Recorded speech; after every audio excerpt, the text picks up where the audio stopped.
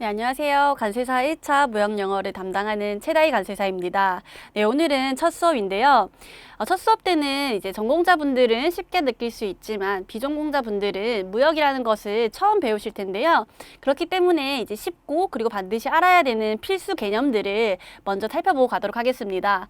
전공자분들은 좀 쉬운 내용일 수 있으니 편하게 들어주시고 비전공자분들도 이러한 내용이 무역이라고 하는 것이구나, 무역에서는 이러한 내용이 있구나 라는 식으로 암기를 떠나서 그냥 이해 위주로 조금 가볍게 들어주시면 좋을 것 같습니다. 일단 첫 번째로 이제 무역의 개념에 대해서 먼저 볼 텐데요.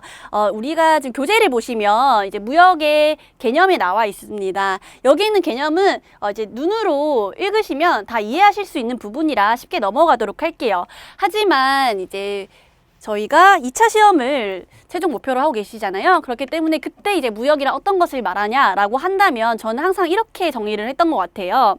서로 다른 국가, 즉 서로 상이한 국가에 소재하는 누가 있을까요? 네, 무역이라는 것은 당사자가 있겠죠. 그 당사자가 누구예요? 일반적으로 매수인가?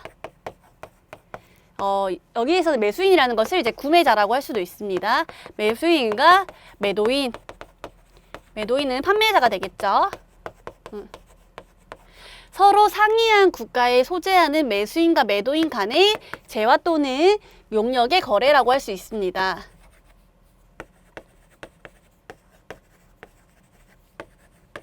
네, 일반적으로 저희가 이제 무역 영어에서 배워야 할 것, 그리고 2차 시험에서 배워야 할 것은 재화에 대한 내용을 다루고 있습니다. 네.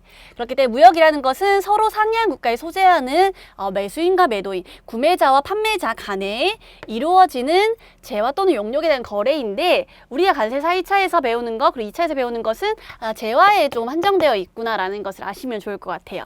물론 이제 대외무역법이나 이제 그 밖에 내용들에서 용역 부분이 나오긴 합니다. 하지만 저희가 배우는 국제규범이라든지 그리고 나머지 내용들 일반적으로 관세사가 하는 업무들에서는 재화에 좀 더 포커스가 되어 있어요. 즉 수출입, 물품의 수출입에 대해서 많이 포커스가 되어 있습니다. 그렇기 때문에 교재에서는 실제로 재화나 상품 용역 등을 사고 파는 상거래 행위로서 이렇게 길게 나와 있는데 요 한 줄로 같이 정리를 가져가도록 할게요. 그 다음에 이제 국제무역의 특징이라는 것은 읽어보시면 다 이해가 돼요. 저희가 국내 거래랑은 당연히 국제무역 거래와 차이가 있겠죠. 국제무역 거래라는 것은 이제 international trade라고 하고, 특징으로서 장벽들이 있는데, 물론 언어의 장벽과 그리고 화폐의 장벽과 그리고 정치나 그밖에 관습에 대한 장벽이 있겠죠. 이런 부분의 내용이었고요. 계속 내려가시다 보면 이제 무역의 종류와 형태 부분이 있어요. 무역의 종류와 형태 부분에 보면 중요한 것은 이제 상품 매매 방식 기준의 부분입니다. 그 상품 매매 방식의 기준에 보시면 이제 직접 무역과 간접 무역으로 나눠지고 있어요. 이제 직접 무역에서는 그 수출자와 수입자, 즉 매도인과 매수인 간에 직접 계약을 체결하고 거래 당사자 간의 물품을 이제 매매하는 방식을 말한다. 이게 일반적인 거겠죠. 예를 들어서 제가 A고 상대방이 B예요. 이 B가 일본에 있는데 제가 일본으로부터 이제 일본의 그 B 씨로부터 물품을 구매하고 그 다음에 우리 매매 계약을 체결하고 이런 것들이 이제 직접 무역이라고 한다면, 간접 무역이라는 것은 직접 무역과 달리 제3자를 개입시키는 걸 말하는 거예요. 또는 제3국의 업자를 나타내는 것인데, 여기에선 크게 이제 4가지로 대별되고 있습니다. 이제 내별지를 보면 통가무역, 그 다음에 중개무역 했을 때 merchandising trade랑 그리고 intermediary trade 나와 있고 스위치 무역이라 나와 있어요. 많이 들어보셨을 수도 있어요. 그렇지만 이제 좀 차이를 명확하게 하고 가기 위해서 설명을 드리자면, 통가무역은 트레이드 트레이드라고 해서 예를 들어서 이제 A국, 이제 B국, C국이 있어요. 그럼 단순히 그 물품이 경유해서 온다라고 생각하시면 돼요. 이때 이것이 통가무역이에요. 통가무역일 때 제3국을 그냥 통과해서 온다라는 느낌이고요. 그다음에 merchandising trade 같은 경우는 이제 수출국과 수입국. 예를 들어서 우리나라와 이제 중국이라고 봅시다. 우리나라와 중국 이제 간에 직접 나와 그 B 씨 간에 계약을 체결하는 것이 아니라 중개인이라는 제3자가 개입되는 거예요. 그 제3자가 얘네들을 이제 붙여주는 거야. 중개를 시켜주는 거예요. 이해되시죠? 우리가 실제로 우리 부동산 계약을 할 때도 중개인, 이제 공인중개사를 통해서 하는 것처럼 이렇게 중개인이라는 제3자가 이제 등장하게 됩니다. 그렇기 때문에 요것은 이제 멀청다이즈 트레이드라고 하고, 실제 여기 보면 그 표에 특징은 상품의 소유권이 중개업자로부터 이전되지 않는다는 점입니다. 요게 중요해요. 요거 한번 체크를 하시고, 지금 여기 보면 멀처다이징이랑 그다음에 이제 인터미디어리 나와 있는데, 이거의 가장 큰 차이점은 그 중개인, 그 제3자가 실제로 본인으로서 이제 무역에 참여를 하느냐, 아니면 단순히 대리인으로서 참여하느냐, 이런 차이가 있거든요. 그리고 실제로 그거에 대한 이제 판단 기준 중에 하나가 이제 소유권의 이전 여부입니다. 그렇기 때문에 이제 앞서 말했던 이제 중개무역에서 I무역이라고 부를게요. 중개무역, I무역 같은 경우는 소유권이 중개업자로 이전되지 않고 단순히 얘네 둘을 그냥 연결시켜주는 역할만 하는 거예요. 그리고 이제 여의무역이라고 해서 이제 인터미디어리 트레이드 같은 경우는 이제 얘가 얘로부터 사왔어. 사온 다음에 그 다음에 얘가 얘랑 다시 계약을 체결해서 얘한테 다시 파는 거예요. 얘네들 간에 계약 하나 있고 얘네들 간에 계약이 하나 더 있는 거죠. 그럼 얘는 이때 얘한테 사올 때 소유권이 이전됐죠.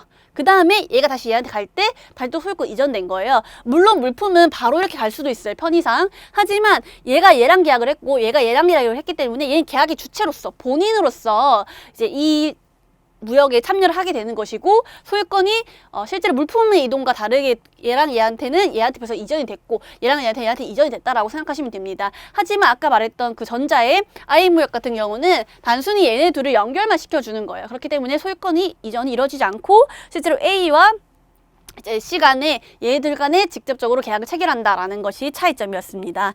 그래서 요거는 실제로 뭐 시험에 있어서 나올 수도 있지만 그 빈도는 낮다라고 생각이 들어요. 하지만 이해를 하기 위해서는 반드시 아셔야 되고, 나중에 관세사가 됐다라고 했을 때 이것이 아마 이제 가장 핵심이 되는 것은 이제 프린시펄이나 이제 본인이냐 아니면 에이전트냐라는 것이 대리인이냐, 이러한 문제가 생길 수도 있거든요. 이제 그런 것들을 이해하려면 이렇게 기본 개념을 알고 계셔야 돼요. 그 무역에 대해서 중개인 제3자가 단순히 중개만 하는지, 또는 본인으로서 계약을 체결했다, 즉 여의무역인지, 이런 것들에 대한 차이를 아셔야지만 그 수입 물품의 가격 결정에 대해서도 이해하시는 데 좀 더 효과적이다, 그리고 이해하시는 데 있어서 조금 쉽다라는 것을 말씀드리고 싶습니다. 그 다음에 스위치 무역을 가시면, 이제 스위치 무역은 이제 수출과 수입국 간의 매매 계약이 체결되고 이제 물품도 양자 간의 직송이 된다. 하지만 대금 결제만 제3국의 업자를 시켜서 간접적으로 이루어진다. 그 대금 결제만, 이 부분을 체크를 해주시면 될 것 같아요. 대금 결제만 제3국의 업자를 해준다. 그래서 보면 스위치 무역은 관련 3개국에서 각각의 편무역 상태일 때 행해진다. 그 무역 수지가 이제 불균형일 때 헤어진다라고 하는데, 이것은 실제로 이제 대금 결제만 제3국의 업자를 시켜서 간접적으로 행해진다. 요게 되게 특징이에요. 그래서 얘네들 간에 물품도 이동되고 계약도 체결되는데, 그 대금만 다른 국가에서 이제 이루어지는 경우가 있어요. 실제로도. 나중에 이제 관세사로서 이제 관세 심사를 하는 경우에도 많이 이제 나타날 텐데, 이제 그럴 때에는 제3국의 업자에서 물품 대금만 이루어지는 경우가 이제 왕왕 있고, 그렇기 때문에 그런 부분들을 그냥 스위치 무역이라 부르는구나 라고 아시면 됩니다. 사실상 지금 배우는 내용이 그렇게 시험과 직결되어 있을 만큼 빈도가 높진 않아요. 사실 시험 목적상 이 부분에 대해서는 기본적인 그 틀만 가져가시는 거고, 반드시 외워야겠다라고 생각하지 않으셔도 괜찮습니다. 그래서 혹시 지금 이제 배우시는 내용 중에서 이해가 안 되신다라고 하시면 다시 한번 확인하시고 그다음에 질문 남겨주시면 됩니다. 그다음 기타 무역 형태 볼게요. 기타 무역 형태 보시면 이제 유형과 이제 무형에 대한 이제 무역에 나와 있습니다. 뭐 쉽게 말하면 요양무역이라는 것은 눈에 보인다라고 해서 재화거래를 말하는 거고, 그 다음에 무형무역 같은 경우는 이제 자본노동 같은 이제 서비스 무역을 말하는 거겠죠. 그 다음에 이제 플랜트 수출, 녹다운 수출, 그리고 위탁 판매, 수탁 판매, 그럼 제품 판매 뭐 이런 식으로 나와 있는데, 몇 가지만 보고 갈게요. 이거를 아시는 것은 이제 2차 공부하실 때도 좋고, 그리고 제가 말씀드린 것처럼 관세사가 되신 후에도 기본적인 이해를 위해서 돕기 위해 설명드리는 부분이기 때문에 그냥 편하게 들어주시면 됩니다. 플랜트 수출이라는 것은 생산 설비, 기술, 노하우를 결합해서 종합적으로 수출하는 것을 말한다 나와 있고, 턴키 수출이라고도 가끔 하죠. 이것은 실제로 키를 돌리면 바로 이제 생산이 가능하게끔 만들어진다라고 해서 턴키 방식이라고도 하는데, 이것은 건설 현장에서 많이 사용되어져요. 해외 건설 현장 같은 데서 많이 사용되어지고, 이제 우리나라가 사실 지금은 되게 무역 강대국이고 이제 수출을 많이 하는 국가예요. 하지만 예전에는 그렇지 않았죠. 그렇기 때문에 지금 이제 우리나라가 이제 폴란드 수출을 한다라고 하면은 이제 우리나라보다 조금 더 이제 기술이라든지 그 개발이라든지 특정 분야에 있어서 저희가 가지고 있는 그런 기술 개발 그리고 이제 생산 라인들을 수입하고 싶어하는 그런 개도국이라든지 이제 그런 국가들에게 전체적으로 다 주는 거예요. 생산 설비와 그리고 기술, 노하우들을 집약적으로 같이 수출을 하는 거예요. 그래서 일반적으로 그 관리자 같이 가요. 그래서 폴란드 수출이라고 하면 되게 양이 엄청 많아요. 그 생산 설비와 그리고 생산 설비도 가져가야 되고 그 생산 설비 자체도 엄청 커요. 그렇기 때문에 그 공장에서 뭐 예를 들어 베트남에 이제 폴란드 수출한다라고 하면 그 베트남 내에 어떠한 공장에서 생산 설비를 다 우리나라 거를 수출을 하는 거죠. 그리고 그것에 대한 기술과 노하우를 같이 보내야 되기 때문에 일반적으로 우리나라에 있는 그것을 다룰 수 있는 관리자급이 같이 이제 가서 종합적으로 수출을 하는 형태를 말합니다. 그 다음에 이제 녹다운 수출이라고 해서 녹다운 수출이라는 것은 이제 현지 공장에서 이제 건설을 하고 이게 자국 부품을 수출해서 현지 직접 조립 판매하는 것이다라고 나와 있는데 요것은 이제 반제품 형태로 이제 수출하는 경우를 말하는 겁니다. 혹시 아실 수도 있을 것 같아요. 혹시 자동차 업계에 있으시거나 저 같은 경우는 이제 업무를 하면서 이런 경우를 많이 봤었거든요. 이제 CKD 거래 또는 SKD 거래라고 해가지고 이제 complete 럭다운이나 또는 이제 semi 럭다운이라고 해서 이 차이는 CKD 같은 경우는 일반적으로 완성품 조립에 필요한 모든 그 재료와 이제 반제품들을 다 같이 수출하는 거예요. 그리고 이제 후자 같은 경우, SKD 같은 경우는 이제 일부는 현지에 조달을 하는 거죠. 이제 그런 거래를 말하는데 이것은 왜 그런 거냐면 우리의 용역이 갈수록 우리나라 용역이 갈수록 이제 비싸져 가고 있잖아요. 그렇기 때문에 베트남이나 아니면 이제 그밖에 아시아 국가 중에서 이제 해외로부터 그러한 이제 해외 이제 공장들을 수주하기 위해 공장들을 이전을 하기 위해 다양한 이제 세제 혜택들을 주는 국가들이 많아요. 그래서 우리나라도 실제로 뭐 삼성이라든지 그밖에 이제 좀 대기업들은 해외 현지의 공장들이 엄청 많은데 그런 현지 공장에다가 그 값싼 노동력을 통해서 이제 생산을 한다면 가격 경쟁력이 생길 수가 있겠죠. 그렇기 때문에 이제 실제로 반제품이나 그러한 반제품이라든지 아니면 재료들을 모두 다 수출을 하고 단순히 거기서 조립만 하면 그러니까 특별한 기술이 필요 없는 것들 있잖아요. 그래서 단순히 조립만 하면 이제 끝나는 것들 그러한 것들은 굳이 이제 실제로 뭐 그러한 이제 고도의 기술을 요구하는 것이 아니기 때문에 값싼 노동력 또는 이제 경쟁력 있는 노동력을 이제 활용하는 것이 더 좋겠죠. 그렇기 때문에 그러한 물품들은 주로 넉다운 수출을 통해서 하고 있습니다. 자동차 산업에서 많이 보여지고요. 그리고 이것들은 생산 비용을 절감한다는 목적에서 많이 사용되어집니다. 그리고 실제로 업무를 하시다 보면 이제 반제품 형태로 이제 수입하는 것과 그리고 완성품 형태로 수입하는 것에 대한 이제 관세율의 차이가 생기거든요. 이제 그렇기 때문에 그러한 이제 세제 혜택과 그러한 이제 세율 차이로 인한 이제 관세 부분도 챙겨갈 수 있다라는 점에서 많이 이용하고 있어요. 실제로도. 그다음 위탁 판매 수출이라는 것은 다들 위탁 판매는 이해를 하실 것 같아요. 그냥 위탁자에게 그 이제 위탁 물품을 무한으로 수출한 다음에 거기에서 판매된 범위 내에서 대금을 결제받는 방식의 이제 수출 방식이라고 하는데 이것의 소유권 누가 있어요? 실제로 위탁하는 자에게 있겠죠. 그렇기 때문에 그걸 판매하는 자는 소유권을 가지고 있지 않다. 그리고 이것에 대해서도 100개를 보냈는데 이 중에서 80개만 팔렸어. 그럼 20개에 대한 소유권은 위탁자가 있기 때문에 그 위탁자가 실질적으로 나중에 반송을 해서 그 부분에 대해서는 제외하고 나머지 차액에 대해서 이제 위탁 판매 수수료를 제공하게 되겠죠. 수탁 판매 수입은 반대예요. 저희가 대신 받아서 그것을 판매를 하고 그다음에 이제 실제로 우리가 수입을 해서 그것에 대해서 판매된 범위 내에 대금을 결제해주는 그런 방식을 말하고요. 그다음에 나머지 다 넘어가서 뭐 OEM 방식이나 이런 것들은 다 잘 아실 거라고 생각이 들고 바텀 무역을 넘어가도록 할게요. 바텀 무역이라는 것은 쉽게 생각하면 물물 교환 느낌이라고 생각하시면 돼요. 우리가 이제 A라는 국가랑 B라는 국가가 이제 수출입을 하고 있어요. 근데 양국 간의 이제 수출입 균형이 맞지 않은 경우가 있을 수가 있잖아요. 뭐 A는 수입을 많이 하는데 그렇게 수입을 많이 하는데 이제 A의 물품에 대해서 B가 많이 수입을 하지 않는 거예요. 그러면 A 입장에서는 손해다라는 생각이 들 수도 있겠잖아요. 그렇기 때문에 이러한 이제 외환 수불이 이제 이제 균형적이지 못하는 것에 대해서 통제하기 위한 무역 형태로서 수출이 관련성 있는 물품을 이제 물물 교환해주는 것이 바이백이라고 하거든요. 이것이 아까 전에 말씀드렸던 그런 플랜트 수출 같은 경우는 그 플랜트 수출을 보낸 다음에 그 플랜트 수출에서 이제 생산된 것들 있잖아요. 물품들. 예를 들어 생산 설비랑 이제 기술들을 다 수출했어요. 근데 거기에서 현지에서 그러한 설비랑 그리고 그 기술자에 대해 이제 받은 노하우들을 활용해서 최종 생산품을 이제 생산을 하잖아요. 그럼 최종 생산품을 이제 수입을 해오는 거죠, 다시. 그런 거예요. 생산 설비를 이제 수출을 하고 거기에서 발생되어져 있는 최종 생산품을 수입을 하는. 이렇게 함으로써 그 상품과 관련성이 있는 판매하는 물품은 생산을 만들 수 있는 그런 기계를 되는 거고 수입하는 것은 최종 생산품을 하는 것이니까 그 수출입에 대한 상품 간의 무역이 그 관련이 있잖아요. 그런 것들을 이제 바이백이라고 하는 거고요. 그다음에 관련이 없는 거래라는 것이 이제 compensation trade라고 해서 이제 구상무역이라고 하는데 이것은 예를 들면 이런 거예요. 우리나라와 그다음에 이제 베트남 간에 있어서 우리나라는 이제 사과를 판매를 하기로 했다. 그러면 그거에 대응해서 베트남은 커피 원두를 이제 저희에게 판매를 하는 뭐 이런 방식의 전혀 상관이 없는 물품에 대해서 일정 부분을 서로가 이제 수출입하자라는 뭐 계약을 체결하게 된다면 그것은 이제 구상무역 방식을 따르고 있는 것이겠죠. 이러한 구상무역에서는 동시개설 신용장이라는 팩투백 LC나 또는 이제 에스크로 LC를 사용하게 되는데요. 팩투백 LC라는 것은 제가 A이고 상대방이 B다라고 하면은 그 A와 B가 동시에 신용장을 개설하는 거예요. 이 부분은 제가 신용장 방식 설명드릴 때 더 자세히 설명을 드릴 거니 걱정하지 마시고요.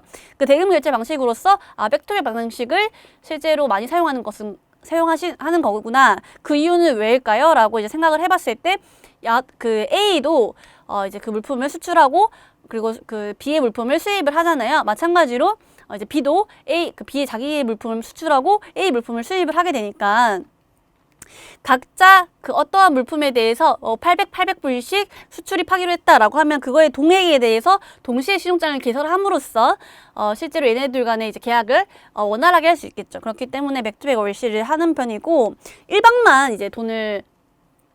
일방만 또 대금을 결제하는 것이 아니잖아요. 그렇기 때문에 백투백 LC를 활용하고 에스크로우 LC 같은 경우는 이제 수입한 측이 그 외환은행 그 대금을 에스크로우 계정에다가 이제 적립을 해놓고 그 사람은 이제 거기에 수입 대금으로만 쓸 수 있게끔 하는 거예요. 그러한 것을 말하고 그다음에 토마스 LC도 이제 사용이 되긴 하는데 이것은 백투백 LC처럼 바로 동시에 개설하는 것이 아니라 일정 기간 뒤에 수입한다는 보증장을 발부해서 같이 하는 이제 신용장 방식입니다. 여기에는 추가적으로 토마스에 대한 내용 안 나와 있는데 이거는 뭐 제가 지금 설명드리는 부분 정도만 기록을 하시고 나중에 이제 신용장 부분에서 좀 더 자세히 설명드리도록 할게요. 그 다음에 이제 넘어가시면 뭐 이제 무역거래 관리 체계라든지 뭐 그 밖에 내용들 나와 있는데 쭉쭉 다 넘어가시면 됩니다. 넘어가시다 보면 이제 특정 거래 형태의 부분이 나와요. 특정 거래 형태의 수출입 인정. 이 부분 잠깐만 보고 갈게요. 그 대외무역법상 거래 형태라고 나와 있는데 그 뒤에 특정 수출 거래 형태의 종류라고 나와 있는 부분이 있죠. 이것에 대해서는 나중에 이제 수출입 실적이라는 것이 이제 간세사 되시면 그 부분이 어떻게 얼마의 금액을 인정받을 수 있는지에 대한 문의가 들어올 수 있어요. 하주한테 수입물품의 하주라고 하고 또는 고객들이라고 하는데 실제로 우리나라 같은 경우는 그 수출하는 국가에 대한 지원책이 많은 편이에요. 그렇기 때문에 그 수출을 얼마 정도 하느냐에 따라서 지원 규모가 달라질 수도 있거든요. 그렇기 때문에 그 수출입 그 인정 금액이 되게 중요해요. 근데 일반적인 수출입 인정 금액이라고 하면 그 실제 판매하는 금액이 될 수 있는데 여기에서 특정 수출 같은 경우는 다 달라요.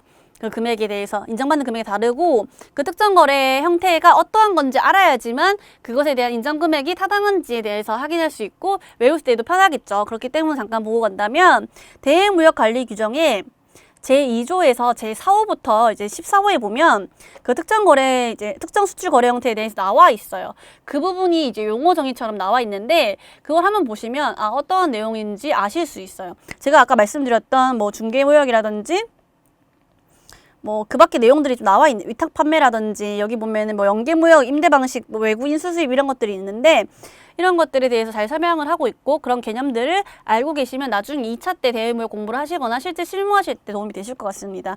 이건 1차일 때는 이 정도 그런 게 있구나라는 정도만 아셔도 됩니다. 그 다음에 이제 수출입 무역 절차 세부 개요라고 나와 있는 부분 잠깐 볼게요. 무역계약의 체결 절차의 일반적인 플로우를 나타내고 있는 거예요. 보시면 시장조사부터 이제 관세환급까지 나와 있는데 우리가 이제 물품을 인터넷으로 구매한다라고 생각을 해볼게요. 해외 직구를 한다라고 생각을 해본다면 당연히 어떠한 이제 물품을 구매하기로 했어. 예를 들어서 스포츠 의류를 사기로 했어. 근데 그 스포츠 의류가 실제로 어디 나라에서 그리고 어떤 브랜드가 좋은지 시장 조사를 하잖아요. 그런 부분이 그 무역 절차에도 있어요. 그 다음에 난 어떤 업체로부터 살래라는 거래선들을 발굴을 하게 되겠죠. 근데 그 업체가 그 사이트가 맞는 사이트인지 진짜 신뢰할 수 있는 업체인지에 대해서 궁금하잖아요. 그렇기 때문에 그 업체에 대한 신용 조회를 하게 됩니다. 뭐 일반적으로 우리가 구매를 할 때는 평판을 들어본다거나 아니면은 뭐 어떤 사이트에서 이 사이트가 신뢰할 만한 것인가요? 이렇게 물어보기도 하죠. 그런 것들처럼 신용 조회가 있고 신용 조회 사이트가 따로 있기도 해요. 거래 제의라고 해서 실제로 나 거래하겠다라는 오퍼를 청약을 주고 그 승낙을 하게 되면 뭐 이런 청약과 이제 주문 그리고 승낙을 하게 되면 이제 매매 계약서 같은 것들을 작성을 하는데 그 전에 거래 조회라는 것은 실제로 거래 제의를 한 다음에 그 거래에 대해서 확인하는 절차를 말합니다. 그 다음에 이것이 이제 수출 승인과 수출 물품의 확보 조달 그 물품이 모두 다 수출하고 싶다 해서 수출하는 것은 아니에요. 수출을 하려면 승인이나 허가를 받아야 되는 물품들이 존재합니다. 이제 그러한 과정에서 돈이 들거나 아니면 그 제한이 될 수가 있어요. 그렇기 때문에 혹시나 수출을 주변에서 하고자 하는 사람이 있다거나 아니면 어떤 물품을 수입하고자 한다거나 또는 본인이 수출입하고 싶다라고 한다거나 하면은 반드시 이것이 우리나라 그리고 그 상대방 국가에서 수출 수입에 대한 제한이 걸려있지 않았는지 만약 있다라고 하면은 그것에 대해서 어떠한 방식으로 이제 해결해 나갈 수 있는지 그 비용은 얼마인지 다 따져보고 거래 계약을 해야 되고 그거에 따라서 가격을 결정을 해야 된다라고 저는 생각을 합니다. 그런 부분에서 저희 관세사가 많이 도움이 되겠죠. 그게 다 끝났어요. 그러면 이제 수출 통관을 하고 선적을 하고 그 다음에 서류를 구비해서 수출 대금을 회수한 다음에 관세를 환급받게 됩니다. 관세 환급 절차는 우리나라 같은 경우는 관세를 환급을 해주고 있어요. 수출을 지원하는 국가이기 때문에 실제로 우리가 수출 물품을 만들기 위해서 그 원재료를 수입을 해왔을 때 부과된 관세들을 나중에 수출할 때 돌려주는 그런 것을 말합니다. 자세한 내용 그 표를 보시면 아실 수 있고요. 이것을 다 외우실 필요는 없고 제가 말씀드렸던 이 스토리텔링이죠. 이 부분을 그냥 한번 그냥 이해를 하고 넘어가시면 돼요. 어렵지 않은 부분이기 때문에 실제로 이걸 암기하지 않는다고 해서 틀릴 문제라고 생각도 안 들고 저는 이것이 이제 문제로 나오기에는 좀 어렵지 않을까라는 것입니다. 그래서 기본적으로 이해에 돕기 위해 설명을 드렸고요. 그 다음에 이제 알아두기에 보면 송장의 종류라고 나와 있죠. 그 송장의 종류를 보시면 이것이 16년 기출이긴 하지만 저는 또 나올 수 있는 부분이라고 생각이 들어요. 그 이유는 그 송장에 대해서 실무를 하시다 보면 가장 많이 이제 접하는 서류이기도 하고 이 송장에 대한 개념이 잘 있어야지만 뒤에 나오는 모든 내용들을 이해하기가 쉽기 때문입니다. 그래서 저는 그 상업송장에 대한 샘플을 올려드렸어요. 그렇기 때문에 이제 추가 자료 보시면 상업송장에 대한 샘플을 보실 수 있고요. 이미 잘 알고 계실 수도 있겠지만 상업송장이라는 것은 이제 커머셜 인보이스라고 하고 그 송장을 인보이스라고 불러요. 저희는 무역 실무를 해보신 분들은 다 아실 것 같아요. 인보이스라고 불리고 그다음에 일반적으로는 송장이라고 하면 상업송장을 말하고 있습니다. 다양한 송장이 있는데 일반적으로 무역거래에서는 상업송장을 말해요. 그리고 줄여서 CI로고도 많이 얘기를 합니다. 이 상호송장은 어떠한 증명서락이다 보다 간이 매매계약서 같은 느낌인 거예요. 그 영수증 같은 느낌을 생각하시면 돼요. 저희가 이제 제가 A라고 했을 때 B로부터 물품을 이제 수입을 할 때 그러면 B가 보내는 물품에 대한 간단한 디스크립션을 이제 써주고 나와 이제 제가 받는 사람에 대한 내용 그리고 보내는 사람에 대한 내용과 그리고 그 물품에 대해서 자세히 이제 간략하게 이해할 수 있게끔 식별할 수 있게끔에 대한 내용들을 그 명세가 기재되어 있는 서류를 말하는 겁니다. 이것이 뭐 반드시 어떤 폼을 지켜야 되는 것은 아니에요. 그렇지만 일반적으로 이제 나타내고 있는 명세들은 거의 유사합니다. 실제로 이 서류가 그 수입 물품을 신고하는 데 있어서 가장 기본적인 서류예요. 그리고 무역 거래에 있어서 가장 기본적인 서류입니다. 그렇기 때문에 반드시 아셔야 되고, 이것이 어떤 것인지 가시적으로 보여드리는 것이 가장 이해하기 쉬우니까 그 부분은 이제 첨부 서류 확인해 주시면 됩니다. 그 다음에 견적송장이라는 것은 견적서 같은 거라고 생각하시면 되고, 이제 공룡송장, 세관송장, 영사송장, 뭐 세금계산서 이렇게 있는데, 공룡송장이라는 것은, 견적송장은 아까 말씀드린 것처럼 이제 상호송장을 발행하기 전에 이제 프로포마 인보이스라고 해서 견적송장, 견적서 같은 형태를 하는 것이기도 합니다. 그래서 이제 견적송장은 가끔씩 이제 견적송장으로도 이제 변동이 없다. 상호송장을 발행을 할 때 견적송장과 이제 바뀌는 내용이 없다라고 하면 견적송장을 토대로 수입 신고를 하거나 견적송장 통대로 거래를 하는 경우도 있어요. 하지만 견적송장을 먼저 한 다음에 일반적으로 상호송장에다가 그 서명까지 다 해서 오는 것이 일반적이긴 합니다. 그 다음에 이제 공룡송장이라는 것은 이제 가세결정이나 덤핑 방지처럼 이제 공적인 목적으로서 사용되는 송장을 말하고, 이건 세관에 제출한 송장이다 생각하시면 되는데, 일반적으로는 가세결정 그 덤핑 방지 관련된 송장으로서 수익과 세관에 제출하는 송장이, 우리나라에서는 이렇게 공룡송장을 따로 얘기를 하고 있진 않아요. 그냥 상호송장을 제출하는 편입니다. 그 다음에 세관송장도 실제로 확인하는 것인데, 그냥 부르기를 이제 커스텀스 인보이스라고 부르는 거고, 그 다음에 영사송장도 컨슬러 인보이스라고 해서 특정 국가들이 있어요. 수출국에 소재하는 수입국 영사 확인을 받은 것을 송장으로서 부정한 송장 작성 방지를 위해 사용되는데, 이런 것들을 뭐 요구하는 경우도 있고, 일부 되게 특정한 국가에 한정되어 있기 때문에 실제로 만나기는 쉽지가 않아요. 그래서 이러한 것들이 있다라는 정도만 아시면 되고요. 그다음에 세금계산서는 잘 아시겠지만 이제 텍스트 인보이스라 해서 TI라고도 많이 부르죠. 그래서 이것은 재와 용료 거래를 할 때 거래 시마다 부가세를 포함해가지고 거래했다는 사실을 보여주는 영수증 느낌이다라는 걸 아시면 되고요. 이제 쭉 넘어가면 하나 얘기 더 설명드릴게요. 이제 무역 거래라는 것은 이제 서로 다른 국가에 소재하는 매도인과 매수인 간의 거래이잖아요. 그렇기 때문에 서로 다른 국가를 매매 계약을 할 때랑 국내 거래를 할 때랑은 차이가 당연히 있겠죠. 국제 거래랑 국내 거래는 어떤 차이가 있을까요? 생각을 해보시면 국내 거래보다 국제 거래 같은 경우는 그 거리가 길다 보니까 실제로 그 운송을 하는 데 있어서 국내 거래보다 더 위험성이 존재할 거라고 생각이 듭니다. 그렇기 때문에 그 위험성과 그리고 그 운송하는 수단이 있어서 계약을 체결해야겠죠. 그런 것들이 있을 거예요. 운송계약이라든지 보험계약이라든지. 그리고 대금을 결제할 때 직접 만나서 주지 않잖아요. 그렇기 때문에 대금 결제를 위한 대금 결제 계약을 하겠죠. 이러한 것들이 그 물품 매매 계약과 이제 부수적으로 따라오는 계약이라고 해서 종속계약이라고 불러요. 그 종속계약에서는 제가 말씀드렸던 운송계약, 보험계약, 이제 대금 결제 계약, 한계약이라고 하죠. 이런 것들이 생기고, 그다음에 중거법 문제에 대해서 뭐 이런 것들은 그냥 넘어가셔도 괜찮을 것 같아요. 제가 중간에 혹시 또 말씀드릴 수 있으면 한 말씀 드리고 넘어갈게요. 그 다음에 이제 무역계약의 법적 성질이라고 해서 이 4가지를 말하는데, 이것에 대해서 하나하나 좀 설명을 드릴게요. 요것은 이제 낙성 합의 계약부터 보면 그 매매 계약은 매도인의 청약에 대해서 매수인의 승낙으로서 이제 성립하게 된다라고 나와 있는데, 낙성 계약이라고 하는 것은 실제로 그 승낙과 청약에 대한 승낙만 있으면 계약이 성립된다라고 해서 낙성 계약인 거예요. 근데 이거 요물 계약이라는 것은 반대로 이러한 의사표시, 내가 승낙하겠다, 내가 너의 청약에 대한 승낙을 하겠다, 이런 의사표시 외에 어떠한 법이 정한 일정한 행위가 있을 때만 계약이 성립한다 라는 요물 계약과 대별되는 성질이다라는 걸 아시면 됩니다. 그렇기 때문에 우리가 앞으로 배워야 할 CISG에 말하는 청약과 승낙이 중요하다라는 것을 알 수 있겠죠. 왜 그렇죠? 그 매매 계약에 실제로 법적 성질을 가질 수 있게끔 하는 것이 바로 청약에 대한 승낙이기 때문에. 그다음 이제 유상계약을 보면 당연히 이거는 무상으로 계약을 하지 않잖아요. 돈을 이제 지급을 하기 때문에 그 물품에 대한 인도의 대가로서 대금을 수령하고, 그런 급부의 제공이 없는 무상공여라든지 증여 등의 이행과 관련된 계약이 아니다. 그렇기 때문에 이건 유상계약이라고 한다라고 나와 있고, 쌍무계약은 이 상호 간에 각자의 의무와 책임을 다하는 거예요. 예를 들어서 매도인 같은 경우는 실제로 물품을 인도를 해줘야겠죠.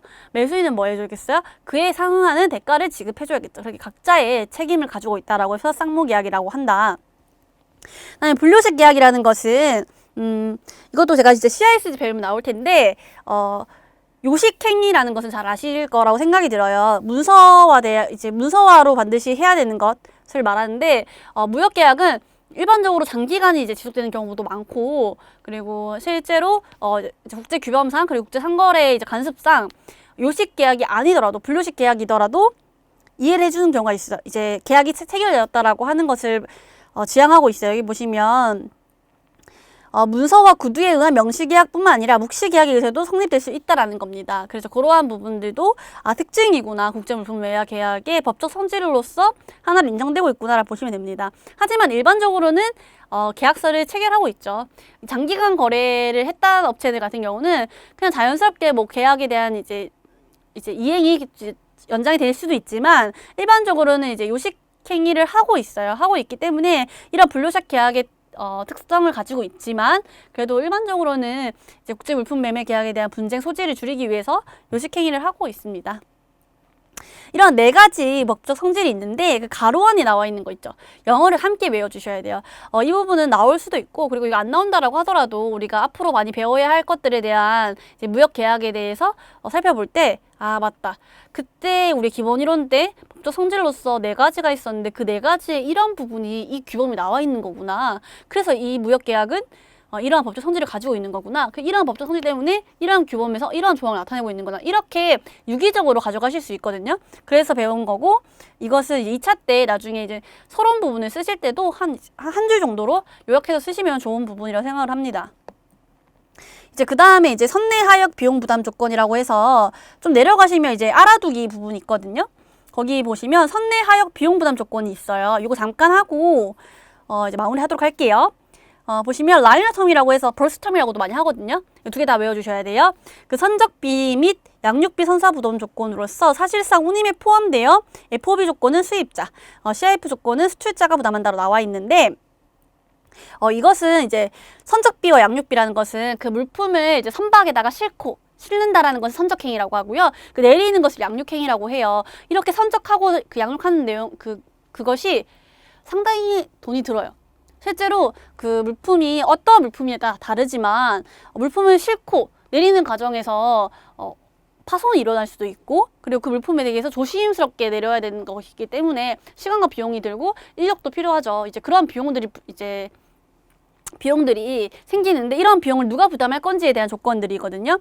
이것은 1차에서도 중요하지만 2차에서도 중요하기 때문에 반드시 외워주셔야 돼요. 그래서 라이너텀은 그 선적비와 그 양육비를 다 누가 부담한다? 선박회사가 부담을 하는 거예요. 하지만 사실상 선박회사가 이걸 부담한다라고 하지만 결국에는 운임이 포함되어 있는 거잖아요. 그죠? 그렇기 때문에 만약에 이게 FOB 조건이면 수입자가, CIF 조건이면 수출자가 부담한다라고 나와 있는데, 이것은 우리가 FOB 조건이나 CIF 조건을 배우게 될 거예요. 이제 인코텀즈에서. 그때 다시 설명을 드리겠지만, 그 물품에 대해서 FOB 조건일 때는 수입자가 이제 실제로 물품을 실어서 보내는 것이기 때문에 이게 운임이 포함되어 있다라고 나와 있고, FOB 조건일 경우에는 그 운임을 누가 부담을 해요? 수출자가 부담을 해요. 이것은 나중에 인코텀즈 나오면 다시 설명을 드릴 텐데, FOB 조건은 수입자가 그냥 물품을 수출자가 물품을 수출항까지만 가져가고 그 물품을 싣고 그 물품을 이제 그 수입자에 있는 국가까지 가져가는 데 있어서 비용을 수입자가 부담하는 거예요. 그렇기 때문에 FOB 조건은 수입자가 그런 선적비랑 양육비를 부담한다고 나와 있는 거고, 반대로 이제 CIF 조건은 수출자가 수입국까지 가는 데 있어서의 운임을 다 부담을 해요. 그렇기 때문에 여기 CIF는 수출자 부담한다고 나와 있는 거예요. 그래서 운임 부담 주체가 조건별로 다르거든요. 그래서 그 조건을 이제 넣어서 얘기를 한 거기 때문에 그렇게 이해를 해주시면 되고, 그다음에 FIO 이거는 이제 Pre-in and Out이라고 해서 in이라는 것은 선적을 말하는 거고, out이라는 것은 이제 양육을 말하는 거겠죠. 그래서 선적비, 양육비 모두 다 선사가 부담을 하지 않는다. 즉 하즈가 부담한다라는 거예요. 이것은 어떻게 이제 이해를 하셔야 되냐면, Pre-in, out이 이제 프리하는 상태가 누구냐면 선사 기준인 거예요. 선사 기준에서 나는 선적하고 양육하는 비용을 부담하지 않아 라고 생각했을 때 이제 FIO는 선사가 부담이 아니고 실제로 화주가 부담한다라는 것을 이해할 수 있겠죠. 화주라는 것은 이제 수입 물품의 주인을 말하는 겁니다. 그다음에 마찬가지로 프리니까 지금 선사가 양육비만 운임에 부과한다라는 거겠죠. 왜냐하면 선적하는 거는 화주가 이제 부담을 하니까. 그다음에 FO 같은 경우 반대로 선적 비용만 운임에 부담을 한다. 즉 내리는 비용만 이제 선사 입장에서 프리하니까 선적 비용은 당연히 운임이 포함돼서 선사가 부담을 하는 겁니다. 여기까지 아시면 되고요. 나머지 내용들은 다음 시간에 좀 더 자세히 살펴보도록 하겠습니다. 오늘도 수고 많으셨습니다.